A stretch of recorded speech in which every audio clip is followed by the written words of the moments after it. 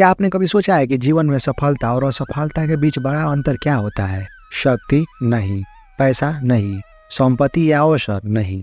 सबसे बड़ा अंतर होता है आत्मविश्वास। जो व्यक्ति खुद पर विश्वास करता है वह असंभव को भी संभव बना सकता है, और जो आत्मसंदेह से घिरा होता है वह अवसरों के मिलने के बाद भी असफल हो जाता है।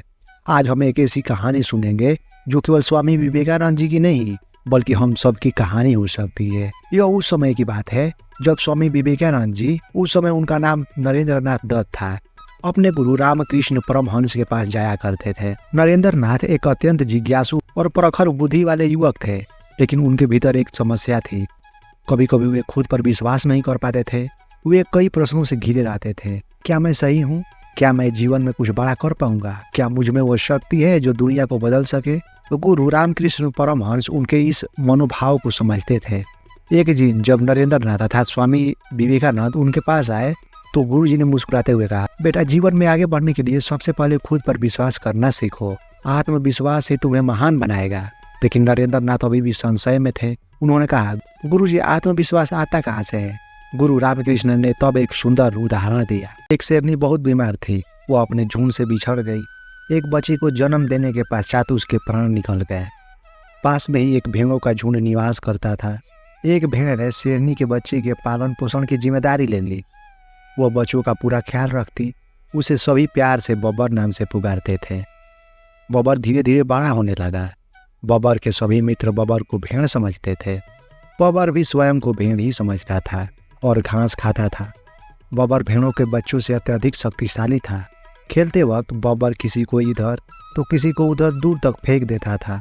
सभी बच्चे बब्बर से नाराज रहते थे। बब्बर का भी उनके साथ मन नहीं लगता था। बब्बर अकेला खोया खोया सा रहता था। इसी प्रकार महान व्यक्ति का भी साधारण लोगों के मध्य मन नहीं लगता है। वह साधारण मित्रों में खोया खोया ही रहता है, क्योंकि उसके विचार सभी से अलग होते हैं। बब्बर एकांत में अत्यधिक समय व्यतीत करता था। एक दिन बब्बर ने जंगल के राजा शेर के बारे में सुना कि शेर बहुत शक्तिशाली होता है। सभी जानवर शेर से भयभीत होते हैं। बब्बर ने शेर के जैसा बनने की सोच ली। एक दिन बब्बर अपने भेड़ साथियों के साथ नदी पर पानी पीने गया। अचानक सभी वापस भागने लगे और जोर जोर से चिल्लाने लगे, शेर आया, शेर आया, भागो भागो। बब्बर ने सोचा कि आज मैं शेर से भेंट करके रहूंगा और निवेदन करूंगा कि मुझे अपना शिष्य स्वीकार कर लीजिए, क्योंकि मैं आपके जैसा शक्तिशाली बनना चाहता हूँ। बब्बर शेर से मुलाकात के लिए रुका, लेकिन झुंड से आवाज आई, भाग बब्बर, शेर तुझे खा जाएगा। बब्बर भयभीत हो गया और झुंड के साथ वापस भाग गया। उधर जंगल का राजा शेर बब्बर को देखकर अचंभित था कि ये शेर भेड़ों के झुंड में क्या कर रहा है। शेर होने के बावजूद बब्बर शेर बनना चाहता था। वैसे ही हम सभी महान हैं, पर जब कुछ महान करने का वक्त आता है तो लोगों की डर भरी बातें सुनकर अपना विचार बदल देते हैं।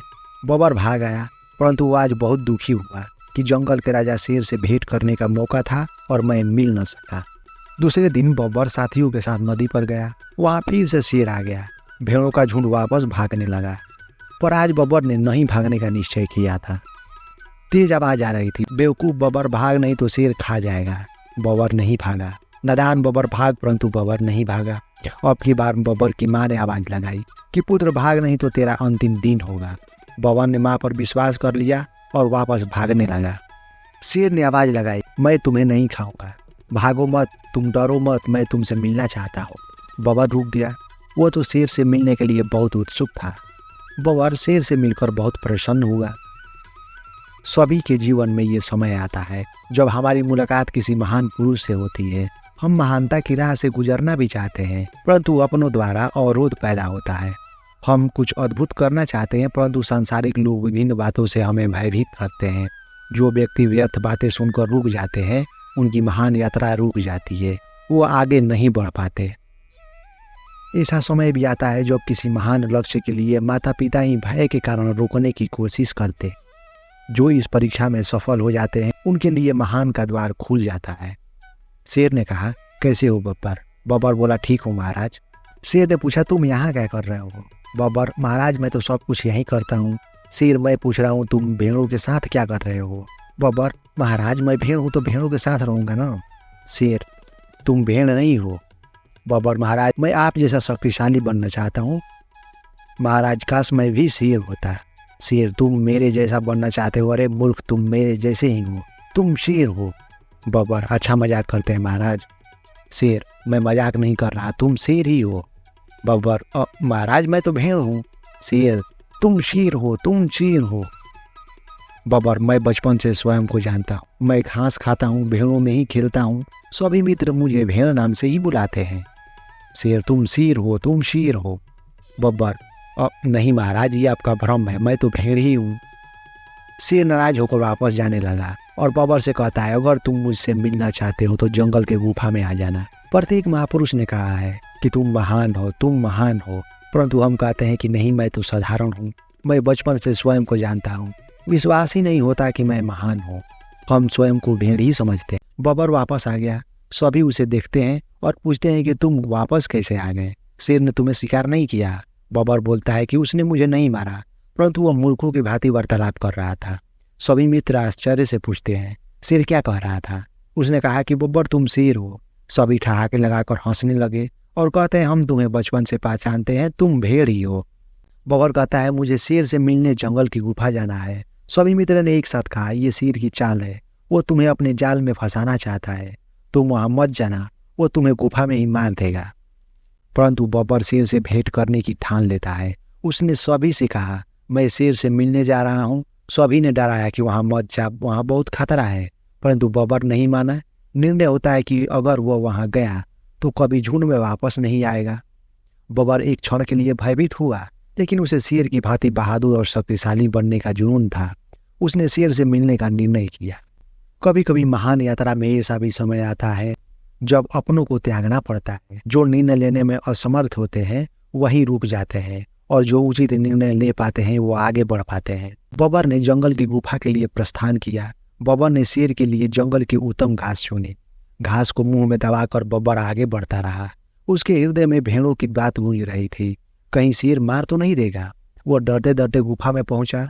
शेर दहाड़ा। बब्बर डर गया। शेर, आ गए तुम? बब्बर, हाँ महाराज आ गया, और मैं आपके लिए जंगल की उत्तम घास लाया हूँ। शेर, मूर्ख, मैं घास नहीं खाता, मैं ताजा मांस खाता हूँ। महाराज, मैं आप जैसा शक्तिशाली बनने का प्रशिक्षण लेना चाहता हूँ। शेर, मैं तुम्हें ट्रेनिंग कराऊंगा, पर उससे पहले तुम्हें स्वयं को पहचानना होगा कि तुम शेर हो। बब्बर, परंतु महाराज मैं तो भेड़ हूँ। शेर बब्बर को नदी के समीप ले गया और पूछा, नदी में किसकी परछाई दिखाई दे रही है? बब्बर नदी में देखते हुए कहता है, महाराज ये तो आप हैं। शेर, दूसरा कौन है? महाराज ये तो आपकी तरह ही दिखाई दे रहा है। शेर, ये तुम हो बब्बर? बब्बर, महाराज ये मैं हूँ। शेर, तुम मेरी तरह दिखाई दे रहे हो तो तुम भी शेर हुए ना? बब्बर, महाराज आप कहा तो ठीक ही रहे हैं, पर मैं भेड़ ही हूँ। शेर ने क्रोधित होकर कहा, जाओ मेरे पास से, फिर कभी वापस मत आना। शेर चला गया। बब्बर भी बहुत परेशान था और वो मार्ग से वापस नहीं लौट सकता था। बब्बर ने खाना पीना ही बंद कर दिया। एक सप्ताह के बाद उसके पास शेर आया और बब्बर को ताजा मांस खाने के लिए दिया। बब्बर भूख से व्याकुल था। उसने पहली बार जीवन में मांस खाया। आज बब्बर के शरीर में अलग ही स्फूर्ति थी। बब्बर जीवन में पहली बार दहाड़ा। उसके दहाड़ते ही जंगलों में हाहाकार मच गया। पक्षी पेड़ों से उड़कर चहचहाने लगी, पशु इधर उधर भागने लगे, मगरमच्छ वापस पानी में चले गए। स्वयं गजराज ने अपना रास्ता बदल लिया। ये सब देखकर पहली बार बब्बर कहता है कि हाँ, मैं शेर हूँ, मैं शेर हूँ, मैं शेर हूँ। आज पहली बार बब्बर को शेर होने का एहसास हुआ। आज पहली बार बब्बर को शक्तिशाली होने का एहसास हुआ। आज बब्बर जिधर से गरजता हुआ जा रहा था उधर से सारे जानवर भाग रहे थे। जंगल के राजा शेर बब्बर से कहता है, तुमने स्वयं को पहचान लिया, आज से मैं तुम्हारा प्रशिक्षण आरंभ करूंगा। बब्बर ने कहा, गुरुदेव आप पहले भी तो मेरा प्रशिक्षण आरंभ कर सकते थे। शेर ने कहा, उस समय तुम्हारी सोच साधारण थी, तुम स्वयं को साधारण समझते थे। ये महान प्रशिक्षण साधारण लोगों के लिए नहीं है। जो स्वयं को पहचान लेते हैं और स्वयं पर विश्वास करते हैं वही इस प्रशिक्षण में सफल होते हैं। बब्बर ने पूछा, क्या महान प्रशिक्षण दूसरों को दिया जा सकता है? शेर जवाब देता है, जिसने स्वयं को महान नहीं समझा वो इस प्रशिक्षण को पूरा करना तो दूर समझ भी नहीं पाएगा। स्वयं को जान लिया तो जीवन जान लिया। कहने का तात्पर्य, पहले स्वयं को जानो। आप कौन हो? आपकी शक्तियाँ क्या है? आप एक अनंत शक्ति हैं। आप अपनी शक्तियों को भूल चुके हैं, जिसके कारण खुद को कमजोर समझते हैं। संसार में कुछ भी असंभव नहीं है। आप जो चाहे हासिल कर सकते हैं। याद करने से सारी शक्तियाँ जागने लगती है। संसार में आज जो कुछ भी किया गया है आप जैसे मनुष्यों ने ही किया है। चांद और मंगल पर पहुंचना मनुष्यों ने ही साकार किया है। ये आप एक ऊर्जा है, ऊर्जा जिसका कभी अंत नहीं होता। आपका भी कभी अंत नहीं होता। आप थे, हैं और हमेशा रहेंगे। संपूर्ण ब्रह्मांड ऊर्जा से ही बना है। आप ब्रह्मांड के ही अंश हैं। ब्रह्मांड से जुड़ने के लिए स्वयं की पहचान जरूरी है। ब्रह्मांड से संपर्क करना जान गए तो आप एक अनंत शक्ति में परिवर्तित हो जाएंगे। किसी भी कार्य को पूर्ण करने के लिए आपके मस्तिष्क में तुरंत सभी विचार आएंगे जो उस काम को करने के लिए जरूरी है। विचारों का कभी अंत नहीं होता। सभी महान पुरुषों के विचार संसार में ऊर्जा के रूप में विद्यमान है। आप ब्रह्मांड से जुड़ गए तो आप महान पुरुषों के विचारों से जुड़ जाएंगे जो संसार में अब नहीं है। सभी विचार आप तक पहुंचते हैं क्योंकि समान विचार एक दूसरे को आकर्षित करते हैं। इस कार्य में ब्रह्मांड आपकी सहायता करता है। आप जैसा सोचते हैं वैसा ही विचार ब्रह्मांड आप तक भेजेगा। स्वयं को कमजोर समझोगे तो कमजोर विचार आप तक पहुंचेंगे और महान समझोगे तो महान विचार आप तक पहुंचेंगे। इस बात से फर्क नहीं पड़ता कि लोग आपको कमजोर समझते हैं या आपको महत्व नहीं देते। फर्क पड़ता है कि आप अपने बारे में क्या सोचते हैं, आप स्वयं को कितना महत्व देते हैं। जितना स्वयं को महत्व देंगे अनंत शक्ति ब्रह्मांड भी उतना महत्व देगी। आपको विश्वास करना होगा। आपकी और अनंत शक्तियों के बीच केवल विश्वास की दूरी है। आपको पूर्ण रूप से विश्वास करना होगा कि मैं अनंत शक्तिशाली।